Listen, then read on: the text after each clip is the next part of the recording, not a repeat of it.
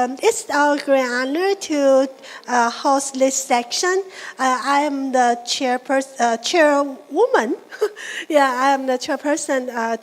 I'm Professor Ko from the School of Nursing, National Cheng University, and my another co-chair is. Yeah.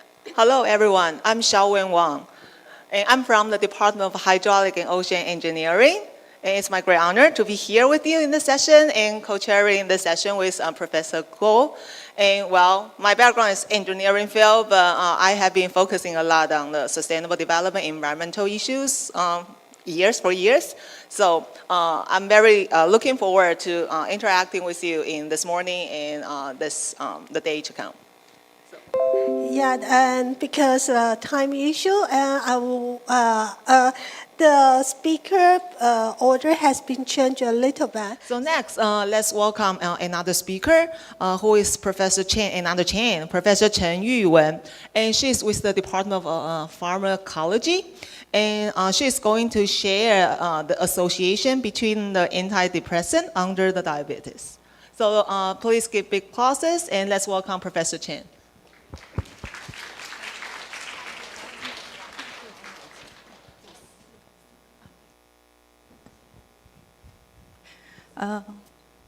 Hi, good morning, everyone. This is my pleasure to be here to share my research with you guys. So my research project is the presentation I'm going to present here is about the association of antidepressant use and diabetes. Long-term use of antidepressant is associated with the risk of diabetes, and the selective serotonin reuptake inhibitor inhibits insulin secretion and action in the pancreas cells. So in our study, we want to demonstrate whether fluoxetine, a serotonin reuptake inhibitor, impairs insulin secretions. So in order to study the effects of fluoxetine on insulin secretions, mouse Min6 beta cells was used as in vitro model in this study. As you can see here, the fluoxetine decreases the glucose stimulates insulin secretion. However, fluoxetine have no effects on cell proliferation and cell viability. Next, we want to study the underlying mechanism by which fluoxetine impairs insulin secretion. As we know, cell adhesion is important for insulin secretion. So, also, the E-cadherin is important and required for insulin secretion. Study shows RNAi-mediated silencing of E-cadherin in Min6 cell and isolate islands decrease the glucose glucose stimulates insulin secretion. So, we are interested to study whether fluoxetine impairs cell-cell adhesion.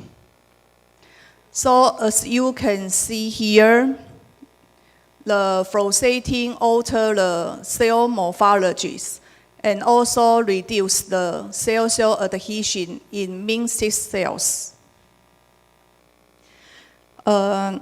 As we know, cell-cell adhesion is important for insulin secretion, and adhesion junctions is the most important structure for maintaining the cell-cell adhesion. E-cadherin is the most important molecule for adhesion junction. So we further want to study whether fluoxetine impairs the E-cadherin distribution. So as you can see here, in the control cells, the E-cadherin were fully expressed at cell junctions. However, in flow setting treating cells, E-cadherin was decreased at cell junctions. The fluorescence staining also shows the fluorescein-induced accumulation of E-cadherin in cytosol. Our 3D animation also shows the fluorescein treatment decreased the expression of E-cadherin at cell junction. So next, our result shows the fluorescein increase the accumulation of E-cadherin expression in cytosol. We further want to identify where the E-cadherin accumulate in cytosol. So we use the carnation is a ER marker and Golgi A5 is a Golgi markers. As shown in results, in control cells, E-cadherin is not localized with the carnation. However, in the fluorescein treatments, the E-cadherin is co-localized with the carnation. So our results suggest the fluorescein-induced E-cadherin accumulates in the Golgi, not in ER. Our result shows the fluorescein-induced accumulation of E-cadherin expression in cytosol, mainly localized in Golgis. So we want to study whether the fluorescein affects the cell surface expression of E-cadherin. As you can see here, the fluorescein decrease the surface expression of E-cadherin in MIN6 cells. Our result indicates fluorescein increase the accumulation of E-cadherin expression in cytosol and also decrease the cell surface expression of E-cadherin. So our hypothesis, the underlying mechanism by which the fluorescein decreased the cell surface expression of E-cadherin is due to Newly synthesis E-cadherin is blocked for cell surface transport or due to increased endocytosis of E-cadherin. EEA1 is an early endosome marker. So our result shown here is in the fluorescein treating cells, fluorescein increase the endocytosis of E-cadherin. So next, we are interested to further study the effect of fluorescein on E-cadherin mediated cell adhesion. So the recombinant E-cadherin chiremic protein was used in this study. First, we test the effect of E-cadherin chiremic protein on percentage of spreading cells.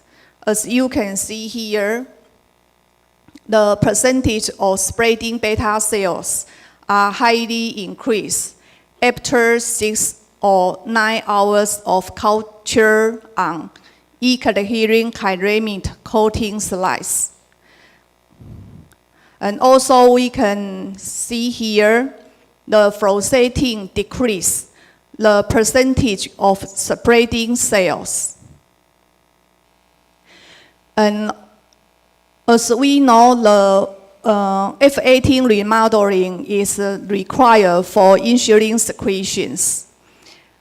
And as you can see here, the F18 expression is fully at the cell membranes, but the phosphating destroys the F18 structures.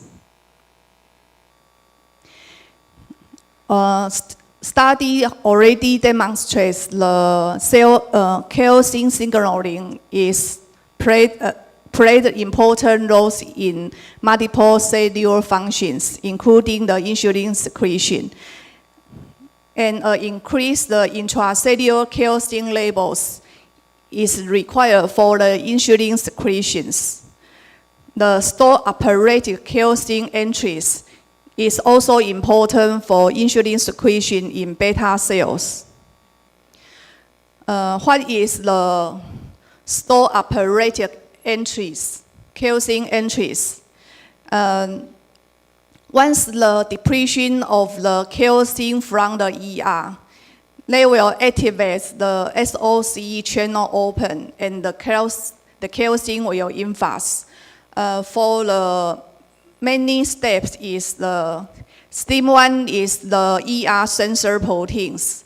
Once the calcium depletion from the ER, the step 1 will activate and form the oligomers and then trafficking to the membranes and interaction with the ORI1. And once the step 1 interaction with the ORI1, the SOCE channel will open and the calcium will influx into the cytosomes. So this is called the SOCE operated calcium entries and is important for the insulin secretions. So next, we further want to study whether the phosphating will impair intracellular calcium, mainly focusing on the ER release and SOCE activation. So as you can see here, the phosphating decrease the ER release and decrease the SOCE activation in the beta cells.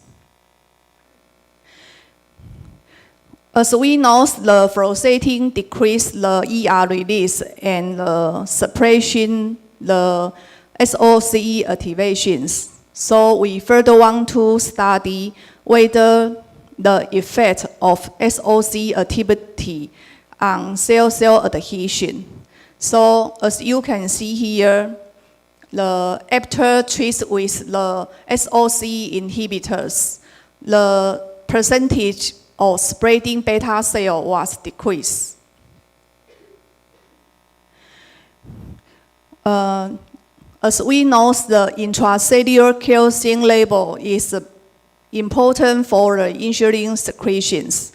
So we further want to study whether intracellular calcium levels is important for cell-cell adhesion. So we use the inomyosin to raise the intracellular calcium levels. As you can see here, the phosphating is inhibit the beta cell spreadings, and the inomyosin is restores the beta cell spreadings, which was inhibited by phosphating. So after the in vitro study, we go to the in vivo study, and we use the mice to feeding with the standard child or high-fi diet charts. After 24 weeks, after 20 weeks, we treat the mouse with the phosphating, and after 1 month, we sacrifice the mice and taking the pictures. So as you can see here, the E-cadherin is fully expressed in intracellular portion of the islet cells, but the phosphating treating mice was observed the E. coli healing was decreased at intracellular of islet cells. So in our study, we demonstrated the fluoxetine reduced cell-cell adhesions, and the fluoxetine induced E. coli healing accumulates in the Golgi patient, and the fluoxetine reduced the cell surface expression of E. coli healing is due to increased E. coli healing endocytosis. And we also shows the fluoxetine suppress ER calcium release and SOCE activations. So this is my talk, and I want to thank my lab members, also my cooperation, and also the funding from the 科技部. So this is my talk. Thank you for listening.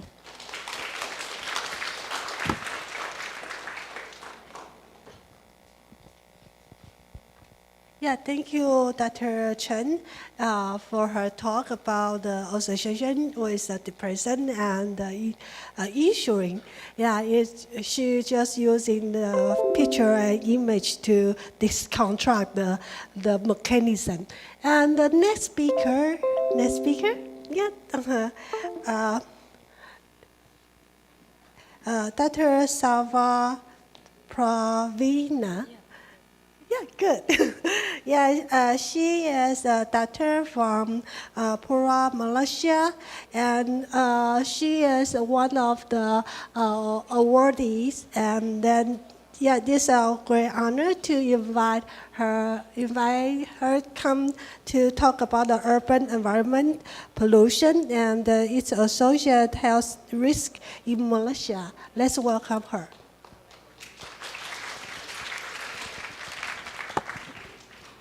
Wonderful morning to Dr. Brundtland, Director Chang, and everyone here. It is a great pleasure for me to share a few of my research findings from Malaysia. So this is the research presentation outline for today. And basically, my research area is looking into environmental analysis and human health assessment, where we analyze various type of environmental samples by knowing the exposure, and we would like to know the risk of the exposure to human health. So far we have involved with various environmental samples, starting from beach water and soil. We have also involved with surface water, drinking water, urban soil and dust, and until grey water purification. We also, starting from 2015, we are also looking into emerging contaminant. Emerging contaminant are pollutants that are present in environment at very low concentration, but not regularly monitored, but it has its own health risk to human health. So I'm sharing a few of my research findings. First, we involved with beach water, sand, and health risks, where we analyze E. coli colonies in beach water and soil, where the results turn out to be there were E. coli colonies detected in beach water and soil. The reason to this detection of E. coli colonies are due to leaking of sewage pipeline from hotel to middle of the sea, which made the E. coli to be detected in the place where people are doing their swimming activities. And the health risk indicated dermal symptoms to be the highest among the respondents after 1 to 2 weeks of being in contact with beach water, which is E. coli colonies. Second, we are moving on to drinking water quality and health risks. We conducted this research in Kelantan, Malaysia, which is northern part of Malaysia. This is because this area still uses galvanized pipeline, where most of Malaysian cities uses PVC pipeline. The long-term use of galvanized pipeline will result the heavy metals to leach from galvanized pipeline to drinking water and to residential area. The good news is the heavy metals are in below of permittable limit, and there is no health risk associated. Since 2015, we started to analyze emerging contaminant. In this case is steroid hormone in surface water. Langat River is located below of Kuala Lumpur, the capital city of Malaysia, and Langat River being used as the main raw water supply to various urban areas, including Kuala Lumpur. So the results indicated all the sampling locations along the river, the locations where animal farming such as aquaculture and location that receives treated sewage water treatment tend to have steroid hormone, because steroid hormone being used widely in aquaculture sectors for growth promoter and widely in prostate and breast cancer treatments, which resulted steroid hormone to be detected in the location near where these sources are. Moving on, my research team and I also involved in development of low-cost water filter that uses cellulose paper, then we coat it with silver nanoparticle, and this antibacterial water filter can filter water by flow of gravity without the need of pump and electricity. So this is a picture from the worst flood in Malaysian history in 2015, where most of northern Malaysia and eastern Malaysia were flooded.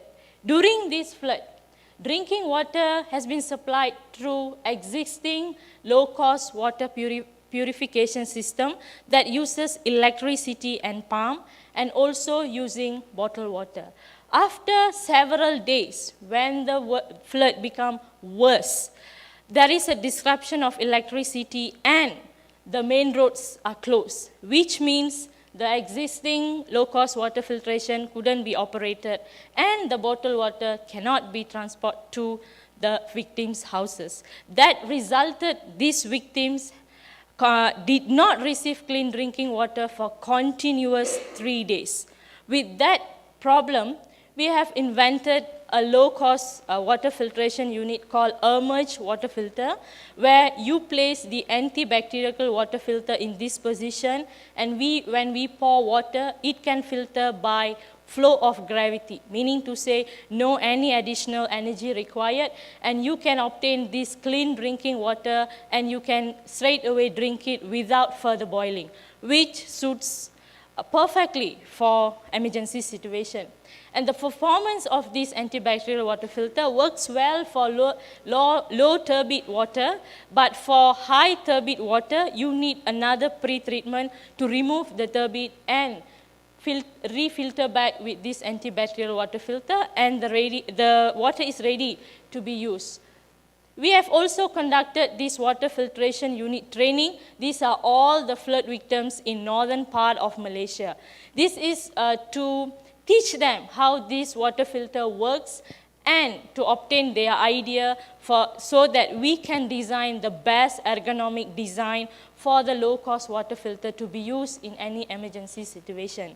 Moving on, we have also involved with urban soil and dust, where we used in vitro digestion model. That's a human digestion that we mimic outside the lab.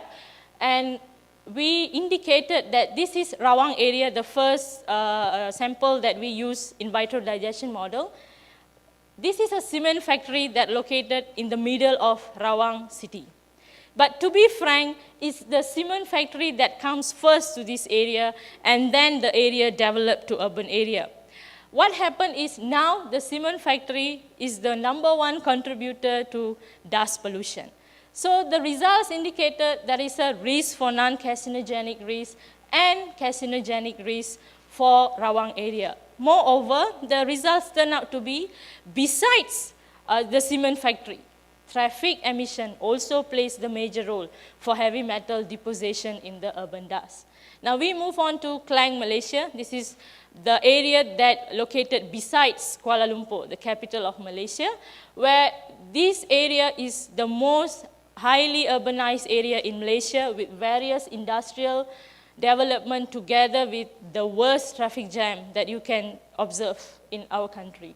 So the results turn out to be we use surface soil, urban soil, because urban soil is the best indicator to know the level of pollution because it accumulates pollutant in a longer time. The results indicated both of non-carcinogenic and carcinogenic were detected.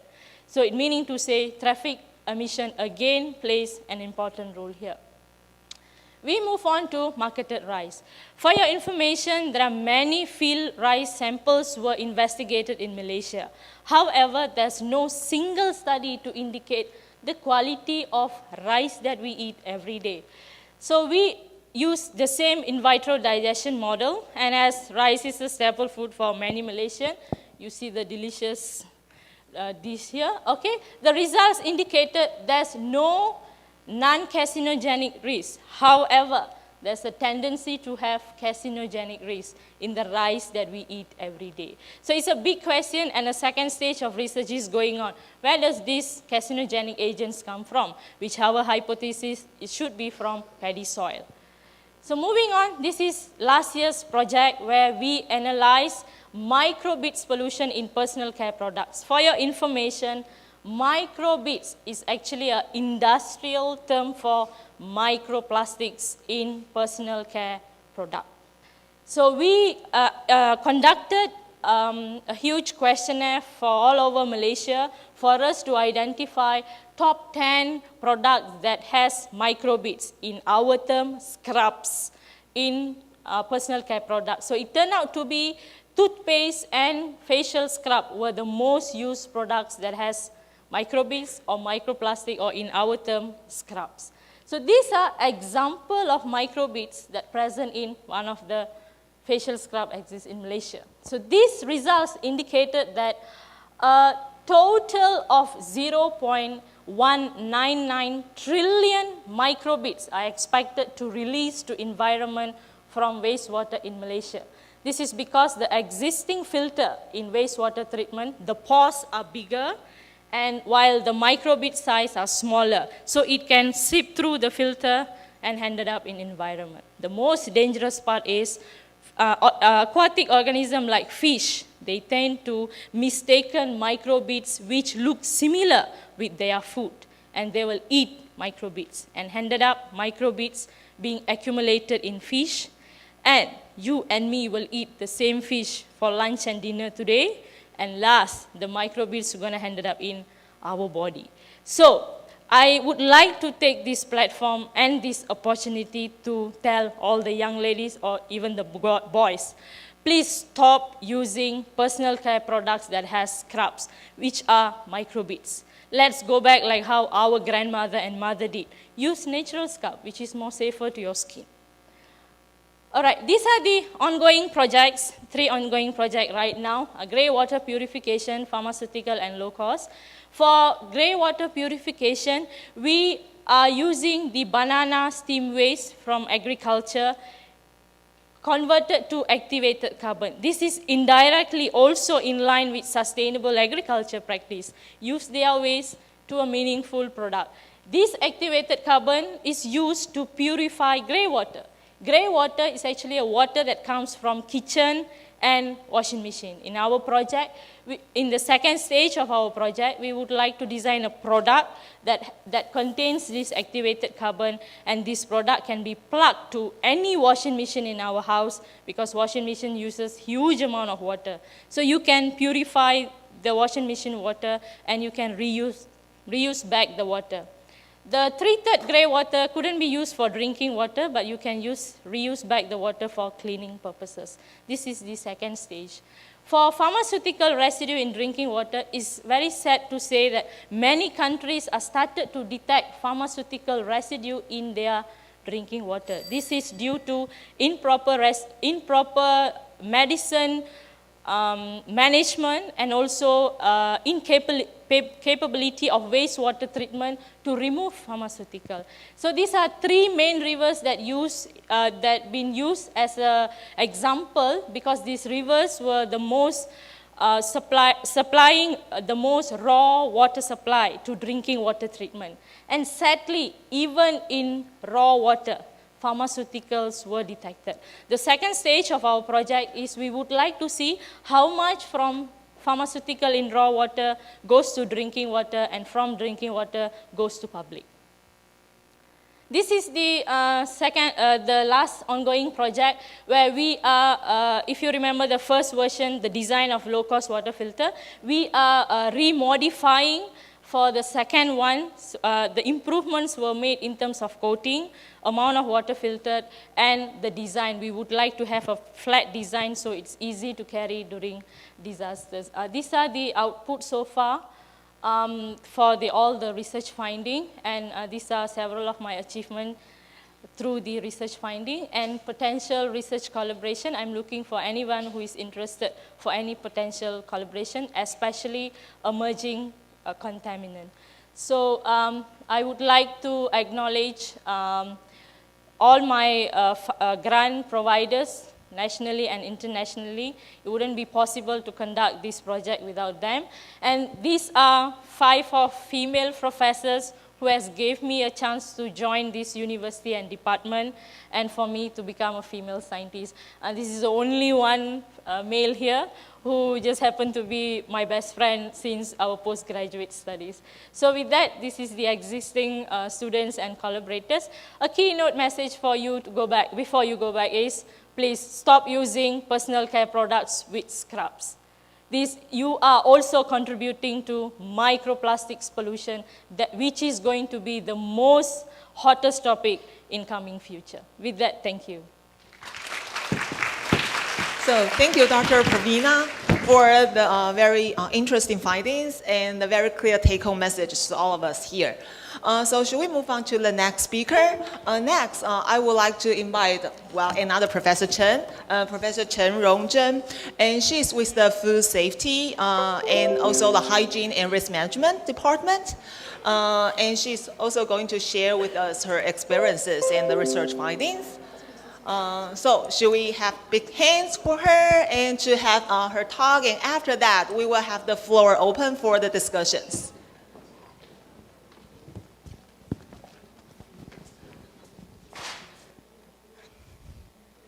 Good morning, ladies and gentlemen. It's an honor to be here today. And I'm going to talk about my research about chemopreventive effects of pterostabine against environmental toxicants-induced carcinogenesis. And I'm the assistant professor of Department of Food Safety and Hygiene and Risk Management. Thank you. And my research fields include 2 parts. The major part is the carcinogenesis induced by environmental toxicants. And these toxicants include nicotine, NNK, and uricin.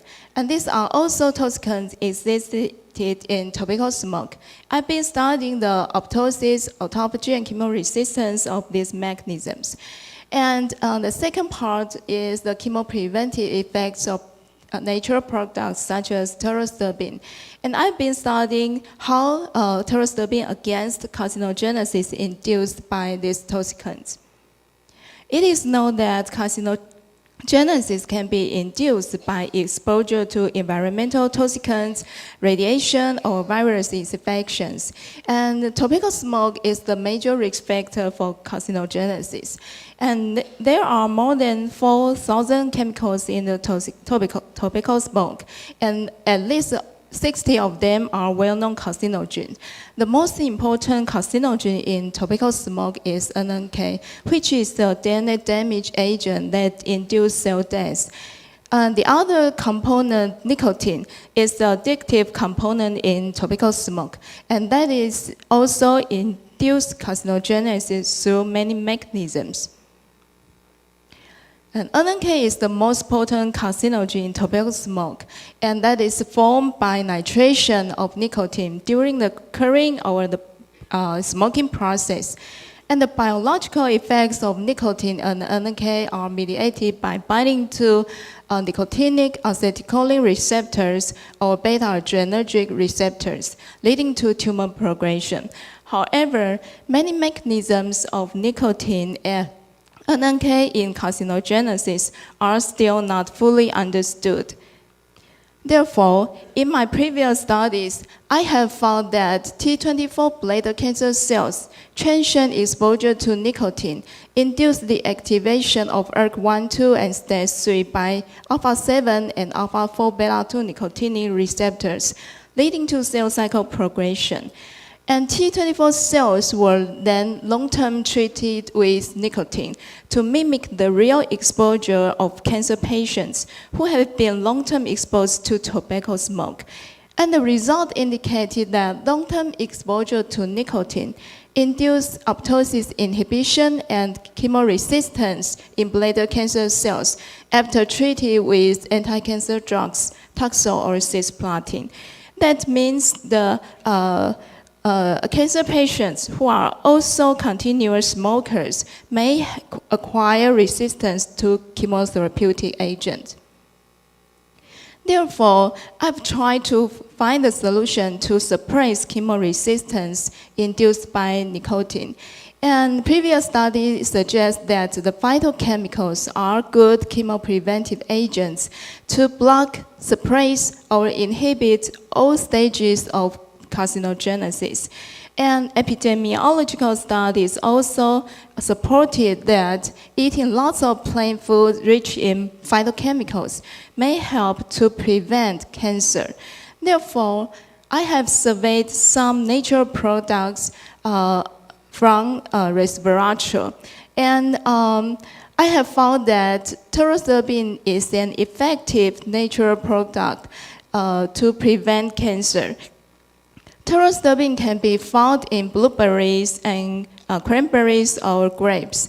And pteroserbin has two methyl groups instead of hydroxy groups. That makes pteroserbin more lipophilicity, higher bioavailability, longer half-life, and better effects than resveratrol. And the chemopreventive effects of pteroserbin induce anti-inflammation, anti-oxidative traits, apoptosis-inducing effects, and cell cycle arrest. In addition, my study is also the first one to reveal that pteroserbin can induce autophagy in cancer cells, and that is the most important mechanisms of pteroserbin. And as shown in this figure, I have found that autophagosome are increased after treated with pteroserbin in both sensitive and resistant cancer cell lines. And autophagosome can be detected by electron microscopy or fluorescence staining. And the result also show that the autophagy marker LC32 is also increased after treated with pteroserbin in a dose-dependent manner. And the autophagy mechanism induced by pteroserbin is mediated by ERK activation and inhibition of PI3 kinase AKT pathway. In addition, pteroserbin also induces necrosis, apoptosis, or cell cycle arrest, leading to cell growth arrest and cell death in bladder cancer cells. And the results show that pteroserbin is also effective in the treatment of chemoresistant cancer cells. And the other chemopreventive effects of pteroserbin was evaluated in AJ mice treated with uricin. Uricin is a lung cancer carcinogen that is also existed in tobacco smoke and in some fermented foods. And after treated with uricin, lung tumorigenesis were increased. However, in combination with pteroserbin, reduced the tumor numbers and tumor volumes. This indicates pteroserbin is also a promising effect in lung tumor to prevent lung tumor genesis. And it is also implicated that EGFR and its downstream signalings are important in regulation lung tumor genesis. And after treated with pteroserbin, the expression of EGFR and its downstream signalings, AKT, mTOR, and ERK, are also decreased. And from the immunohistochemistry studies, the results show that pterosterpin increased the expression of autophagy marker LC32. In addition, pterosterpin also increased the expression of caspase-3. The result indicated that pterosterpin can prevent lung tumorigenesis induced by uricin through autophagy and apoptosis induction. In 2016, Nobel Prize in Physiology or Medicine was awarded to Dr. Yoshinori Osumi for his works in autophagy. From his works, many autophagy-related genes are identified and the function were studied. In healthy cells, autophagy is a protective signal to respond to many stresses such as irradiation, starvation, oxidative stress, or accumulation of misfolded proteins. In contrast, persistent and excessive autophagy can induce cell death after treated with anti-cancer therapies. And deregulation of autophagy has also been found in many diseases such as cancer, neurodegenerative disorders, heart disease, or infectious diseases. Therefore, modulation of autophagy by inhibitors or inducers could be an attractive strategy against many cancers. And therefore, as I mentioned previously, I found that pterosterpin is an autophagy inducer. So I have been studying the preventive effects of pterosterpin on urate nephropathy and skin damage induced by other toxicants through its autophagy-induced mechanisms. In addition, my previous study also found that pterosterpin can induce another chemopreventive mechanism called senescence in lung cancer cells. As shown in this figure, pterosterpin at lower concentration is sufficient to induce senescence in lung cancer cells, and the senescent cells with positive beta-gal activities can be stained in blue colors, especially in p53 positive cancer cells. Senescence is a specific cell type that the cell's loss of ability to proliferate in response to DNA damage, oxidative stress, or telomere shortening. And prosenescence therapy has been an attractive chemotherapeutic strategy because the senescent cells can be destroyed by immune system. In addition, senescence can be achieved at far lower concentrations of drugs than those required to induce apoptosis. Therefore, prosenescence therapy can reduce the adverse effects of cancer therapy. As I mentioned earlier, senescence can be induced by telomere shortening. Telomere is a repeated DNA sequence that composed with protein component that can function as a protective structure of chromosome. And during the cellular division, telomeres become progressively shortened and trigger cell death. But telomere can be stabilized by telomerase, which is a component of an RNA subunit and a protein component called TERT.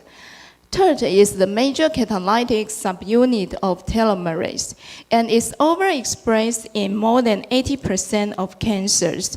And inhibition of telomerase or TERT inhibition could induce senescence and apoptosis in cancer cells. Therefore, prosenescence therapy is also a promising therapeutic target for cancer therapy.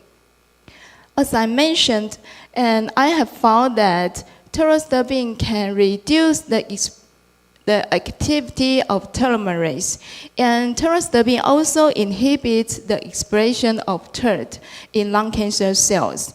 And these results lead to induced DNA damage signal, leading to ATM activation, P24 expression, and S-phase arrest. In addition, P53 were also activation. And P53 activation positively feedback provoke the inhibition of third expression. Therefore, my results show that pterostabine inhibits telomerase activity and protein expression in lung cancer cells that is largely mediated by p53-mediated pathways. To summarize, in my previous studies, I have found the carcinogenesis mechanisms induced by environmental toxicant nicotine or uricin that are also toxicants in tobacco smoke. And it is inevitable that people are exposed to environmental toxicants often. So it is widely needed to evaluate chemopreventive strategy against carcinogenesis. And phytochemicals are attractive because they are accessibility in diets and low cost and low toxicity to human. And from my current studies, I have been approved that pterostabine is an attractive chemopreventive agent against carcinogenesis induced by nicotine or uricin. And through cell cycle arrest, apoptosis, autophagy, and senescence pathways, this indicates pterostabine is a promising therapeutic chemopreventive agent, and its safety and more detailed mechanisms are worthy for further studies. And this is what I told today. Thank you. Thank you, Dr. Chen. Yeah, today we have 3 Dr. Chen. Yeah, and later we would like to take a question, and we have a question and answer section.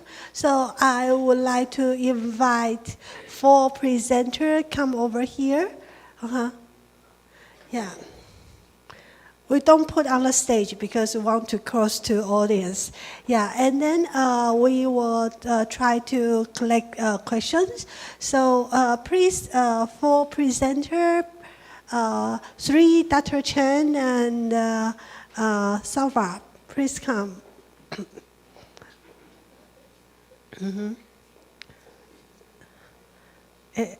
Is well? Okay. Yeah, sure. So any question? Okay, please. Can you briefly introduce yourself and also the question, the person you want to ask? Okay, thank you. My name is Arsanto from Indonesia, and I have question for the first presenter. Does the species on the move, because climate change, affect the species which move naturally? I mean, like birds, it have migration, and your species at the your topic, that's the birds, maybe birds food. So does it affect it? And the second question is for Mrs. Sarva. For the banana filter, how is the productivity for the filtering oil? Thank you. Okay, so may I quickly make sure that I get your question correct? You are asking about the migratory bird? Just for the, does the species on the move, Yes. yet that your topic of research, affected the species which move naturally, which may be naturally migration, Yes. affect or not? Yes, of course. But they are through different processes because the migratory birds, they need some specific resource during their migratory. And that kind of resource could be changing due to climate change. So that means they maybe make their migratory even more difficult. And another thing is about the timing of their migration, because they are actually receiving certain cue to migrate. And this kind of cue are often changed due to climate change. So that will another effect.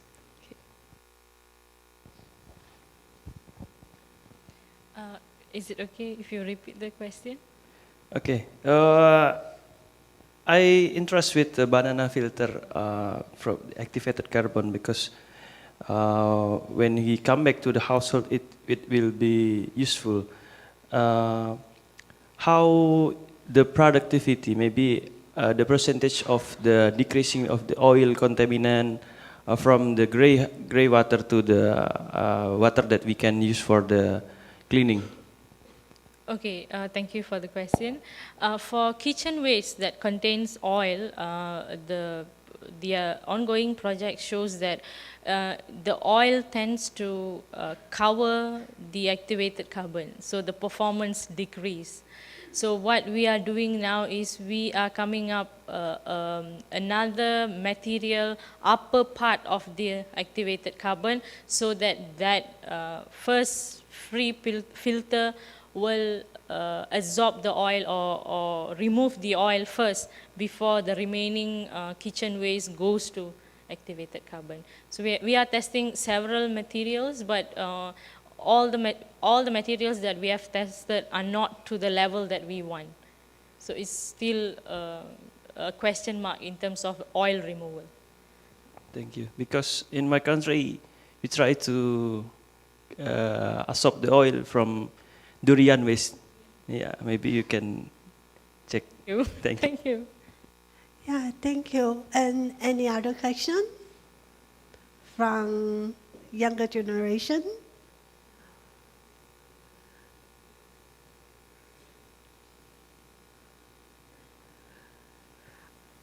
All of you are hungry. Any question or upstairs? Any question?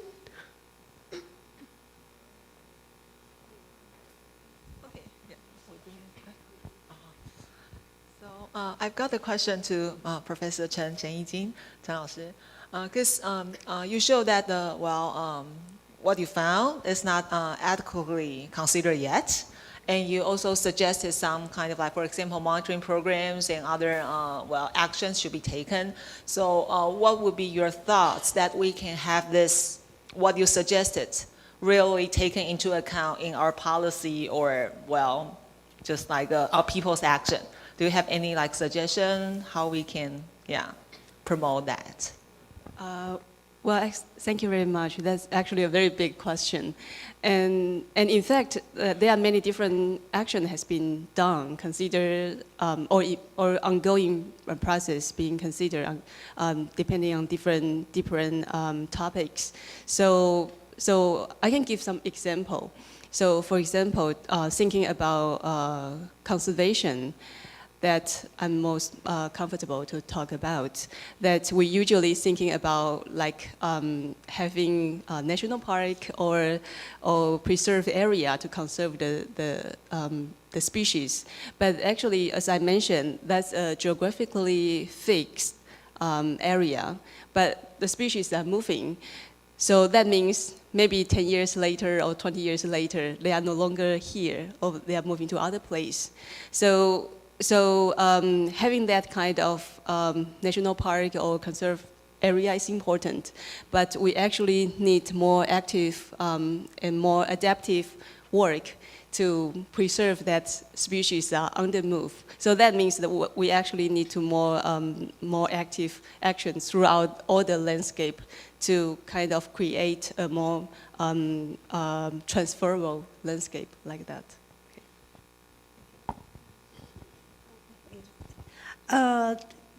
Any student, junior high school, have question, you can ask in Chinese, and we do translation.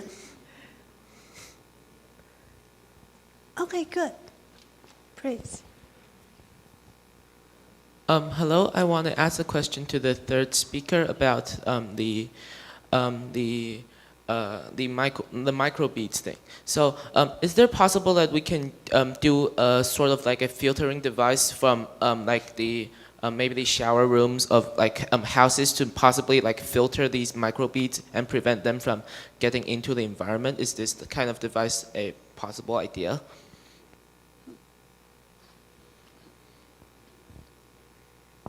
Yes, it is possible to come up with that filter. For your information, existing filter that we have is micrometer size. Microbeads are in nanometer. So it is still possible to filter the microbits if the filter is lesser size than the microbits are. But however, for the disposal of microbits, which happen to be microplastic, is another issue in future. This is two different problems to tackle for microbits, to filter and for disposal. Okay. Okay, so the last question. We only have 3 minutes left. Any further question? Okay, good. Yeah, lovely. Hello, my name is Joanna, and I'm from Shanghai Girls High School. I have a question for the third speaker. The question is that how do the people in need have the exact access to get the water filter when they need clean water? Because like the financial support and the exact access is nearly impossible for everyone to get it. So this is my question, like how do they get the water filter? You mean the flood victims, the disaster victims, or the normal? The normal one. How do they?